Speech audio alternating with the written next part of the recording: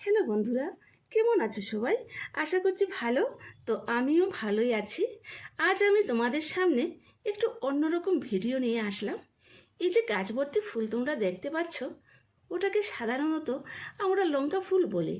এই ফুলটি সচরাচর দেখা যায় না, বা এই ফুলের নামটাও আসে না। এই ফুলটির দুটি রং আছে, একটি লাল, অন্যটি সাদা। এই ফুলে কিন্তু মধুও আছে।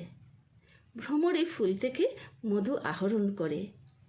ফুল হলো সুন্দরের প্রতীক, সৃষ্টিকর্তার সুন্দরতম সৃষ্টি। ফুলকে ভালোবাসে না এমন মানুষ পৃথিবীতে আছে বলে মনে হয় না। ফুলের সৌন্দর্য শুধুমাত্র আমাদের চোখেই নয়, তার মৃদু সুবাস আমাদের হৃদয়কে মোহিত করে। ফুলকে গুরুত্ব না দিলে সৌন্দর্যকে অপমান করা হবে। ফুলকে ভালোবাসতে শেখো, তাহলে তুমি মানুষকেও ভালোবাসতে পারবে।